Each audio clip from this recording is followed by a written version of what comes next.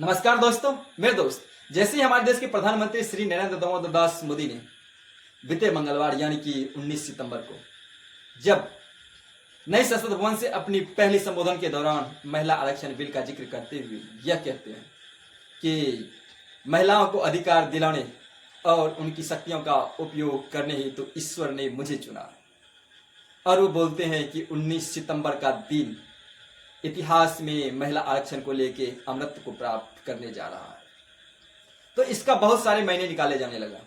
शायद आप लोगों ने भी सुना होगा कि अगर आपने इस स्टेटमेंट को गौर से सुना होगा कि महिलाओं को अधिकार दिलाने और उनकी शक्ति का उपयोग करने, यानी कहने का सेंस क्या कि प्रधानमंत्री नरेंद्र मोदी अपने कार्यकाल के दौरान ही महिलाओं को अधिकार दिलाने की बात कर रही है और उनकी शक्ति का उपयोग करने की बात कर रहे हैं। तो डेट मीन्स ये हुआ कि 2024 की लोकसभा चुनाव जो होगा उस चुनाव में जो है अधिकार देने की बात कही जाएगी और 5 राज्यों का चुनाव जो होगा उसमें भी अधिकार को लेकर, महिला रिजर्वेशन को लेकर बात की जाएगी। शायद आप लोग ये सोच रहे हो, जैसे आप सोच रहे हैं वैसे विपक्ष ने भी तुरंत सत्ता पक्ष से पूछ भी लिया कि क्या आप जो ये महिला रिजर्वेशन बिल को लेकर आए हुए हैं, अभी जो कुछ दिनों में 5 राज्यों में विधानसभा चुनाव होना है और लोकसभा चुनाव जो होगा, क्या आप उसमें महिलाओं को जो है 33% आरक्षण देने की बात कह रहे हैं? क्योंकि ये जो है इस विधेयक में यानी कि 128वां संशोधन विधेयक जो है महिला रिजर्वेशन को लेके, उसमें स्पष्ट रूप से लिखा हुआ है कि महिलाओं को यह अधिकार, महिलाओं को यह रिजर्वेशन डिलिमिटेशन यानी कि परिसीमन के बाद मिलेगा। और यह परिसीमन जो होगा कानून के बनने के बाद, यानी कि महिला रिजर्वेशन के कानून बनने के बाद पहली जो जनगणना होगी उसके परिसीमन के आधार पे जो है इस आरक्षण को तय किया जाएगा, इसका गठन किया जाएगा, इसको सीट का रिजर्वेशन किया जाएगा। तो इसी में जो है एक्सपर्ट का मानना है कि 2021 का जो जनगणना होने जा रहा है वो अभी तक कंप्लीट नहीं हुआ है। शायद आप लोगों के क्षेत्र में भी जनगणना का कार्य चल ही रहा होगा और ऐसा मान रहे हैं एक्सपर्ट कि और परिसीमन का गठन होते 2026 बीत जाएगा। इससे जो है यह स्पष्ट हो जाता है क्या कि मौजूदा सरकार ने जो है ये महिला आरक्षण बिल को लेके जो बात कह रही है ये 2024 के लोकसभा चुनाव में तो नहीं होगा, यानी कि महिलाओं को जो यह लाभ मिलेगा, महिलाओं को जो यह अधिकार मिलेगा 2029 के लोकसभा चुनाव में ही मिलेगा। हो गया ना हैरानी? तो ऐसे में जो है आप लोग भी सोच रहे होंगे और सत्ता पक्ष ने भी पूछ लिया कि जब महिलाओं को वर्तमान में अधिकार मिलेगा ही नहीं, तो इसका स्पष्ट रूप है कि ये जो मुद्दा लाया गया है चुनावी परिप्रेक्ष्य को देखते हुए लाया गया, या तो फिर जनताओं को लॉलीपॉप दिखाने के लिए ये बिल लाया गया है।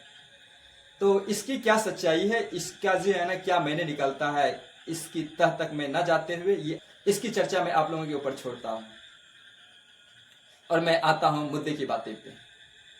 तो आप लोग सोच रहे होंगे कि ये क्या है बिल, इस बिल में क्या क्या प्रावधान है। तो मेरे दोस्त, मैं इस बिल के विषय में बता दूं कि यह जो महिला आरक्षण बिल है संविधान सभा में 128वां नंबर का संविधान संशोधन विधेयक के रूप में पास किया गया। हालांकि यह लोकसभा से पास कर दिया गया है 2/3 मतों से और राज्यसभा को भेजे जाने की बात कही जा रही है। ये जो आरक्षण है इसमें महिलाओं को 33% आरक्षण देने की बात कही जा रही है। यानी कहने का सेंस ये हुआ कि अभी वर्तमान समय में जो है लोकसभा में 543 जो सीटें हैं उनका 33% यानी कि 1/3 कहे तो 181 सीट की बात कही जा रही है कि वो महिलाओं का सीट रिजर्व होगा। यानी कि अगर विधानसभा की बात की जाए तो दिल्ली में जैसे कि विधानसभा की 70 सीट है तो उसमें जो है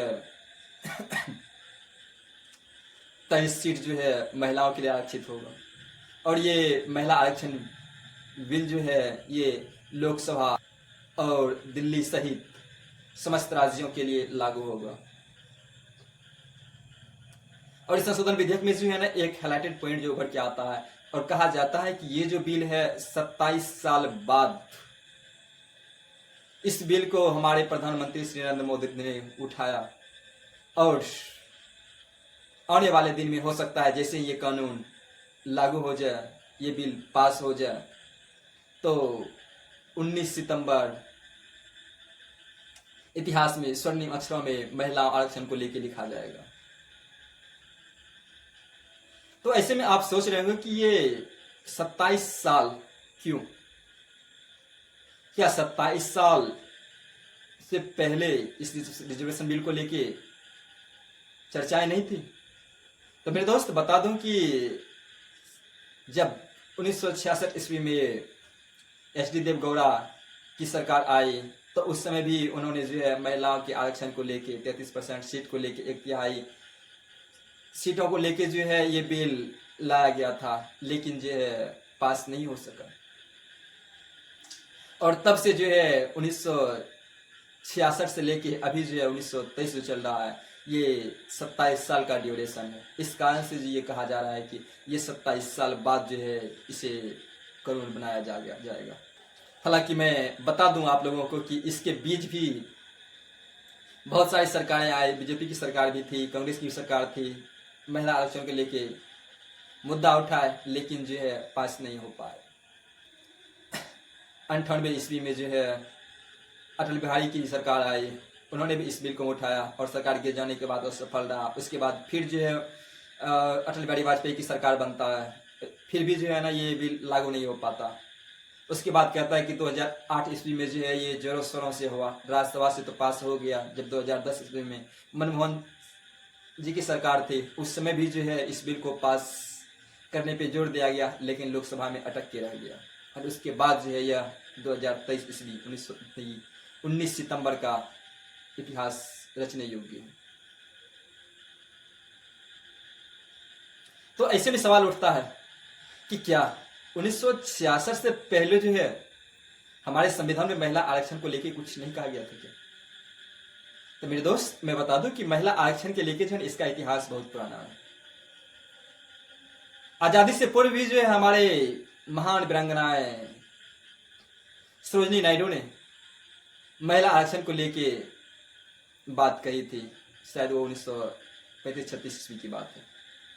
उसके बाद जब हमारा देश आजाद हुआ तो उसमें भी जो है आजाद के बाद 1952 ईस्वी में जब लोकसभा की पहली बैठक थी तो उस समय भी महिला आरक्षण को लेके चर्चा हुई, जिसमें जो है महिला आरक्षण की जो संख्या थी कुल सीटों का 5% तय किया गया। और उस समय जो है 5% 24 की संख्या में हुआ करता था, यानी कि 24 महिलाएं सदस्य थी। हालांकि अगर विश्व स्तर की बात की जाए तो उसी समय जो है 24% हुआ करता था, यानी कि हम लोग कह सकते हैं कि इस रूप में जो है हम लोग बहुत पिछड़े हुए थे शुरू से, और आज हम लोग उन्मुख की दिशा में आगे बढ़ रहे हैं। उसके बाद जो है अगर मैं बता दूं कि वर्तमान में जो है वर्तमान भी आरक्षण मौजूद है। और अभी जो है जैसे हम लोगों का जो 543 सीट है, आप लोग सोच रहे होंगे कि 2019 में जब चुनाव हुआ तो 78 जो है महिलाएं सांसद आई, तो क्या ये विदाउट आरक्षण का था? तो मैं आपको बता दूं कि उस समय भी जो है 15% आरक्षण की बात कही गई थी। अगर आप 543 का 15% निकाले तो लगभग होगा, और 543 में से जो है 78 महिलाएं संसद हुआ करता है, जो आज तक के इतिहास में जो है सबसे ज्यादा है। हो सकता है कि आप लोग के मन में यह भी प्रश्न होगा कि जो SC ST जो हुआ करता है उनकी सीटों को जो आरक्षण था, अगर कोई जो है महिला सीट SC ST से है, क्या उसमें आरक्षण का प्रावधान क्या है? तो मैं आपको बता दूं कि महिला जो SC ST का जो उम्मीदवार होगा उसमें जो है ये बात कही जा रही है कि कोटा के अंदर ही कोटे की बात कही जा रही है। यानी कहने का सेंस क्या कि जो है कि लोकसभा के सीटों का जो जितना सीट SC ST के लिए रिजर्व है, उस रिजर्व सीट का जो है 33% जो है महिलाओं के लिए आरक्षित होगा। फॉर एग्जाम्पल जैसे कि लोकसभा में अभी वर्तमान में जो है SC/ST के लिए जो सीट है 84 सीट है। अगर उस 84 सीट का 33% निकालें तो लगभग 28 के आसपास आता है। तो 28 सीट जो है महिलाओं के लिए रिजर्व हो जाएगी। वही अगर जो है ST की बात की जाए तो ST के लिए 47 सीट है, तो उसकी 33% की बात की जाए तो लगभग जो है 15 है।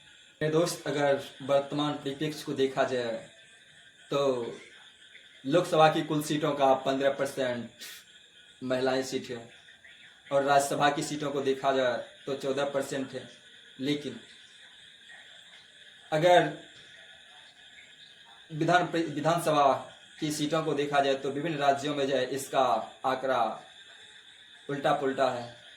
तो कहीं जो है 10% से भी कम है तो कहीं 10% से ज़्यादा भी है।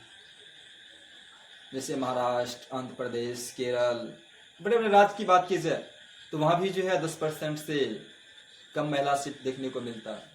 अगर ऐसे में जो है हमारे प्रधानमंत्री और सत्ता पक्ष यानी कि बीजेपी अगर महिला सशक्तिकरण की बात कर रहे हैं, महिला उत्थान की बात कर रहे हैं, तो भला किसे स्वीकार्य नहीं होगा? ये समस्त भारतीयों के लिए स्वीकार्य है। लेकिन प्रश्न तो यह उठता है, क्या महिला आरक्षण का ये जो प्रावधान है, क्या एक सामान्य महिला को ये लाभ मिलेगा? और जिस महिला को मिला भी है, क्या वो उसका सही से उपयोग कर पा रही है?